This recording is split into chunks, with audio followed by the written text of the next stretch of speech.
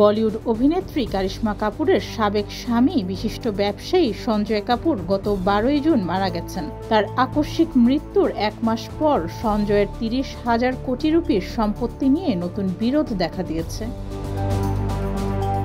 সঞ্জয়ের মা রানী কাপুর দাবি করেছেন তিনি সম্পত্তির প্রকৃত উত্তরাধিকারী। এদিকে অভিনেত্রী কারিশমা কাপুরও সাবেক স্বামী সঞ্জয় কাপুরের বিশাল সম্পত্তিতে একটি অংশ দাবি করেছেন। তবে কারিশমা বা তার প্রতিনিধিদের পক্ষ থেকে এ বিষয়ে আনুষ্ঠানিকভাবে কিছু জানানো হয়নি।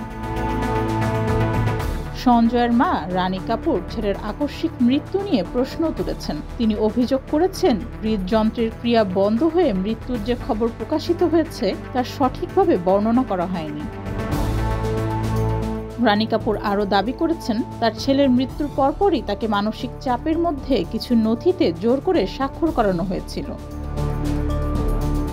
সঞ্জয় কাপুর সোনা কমস্টারের চেয়ারম্যান ছিলেন। তিনি 2003 সালে কারিশমা কাপুরকে বিয়ে করেন। এই দম্পতির দুটি সন্তান রয়েছে। 2016 সালে কারিশমা সঞ্জয়ের বিচ্ছেদ হয়ে যায়। বিবাহ বিচ্ছেদের পর সঞ্জয় প্রিয়া সচদেবকে বিয়ে করেন। এই সম্পত্তির ঘরে একটি পুত্র সন্তানও রয়েছে।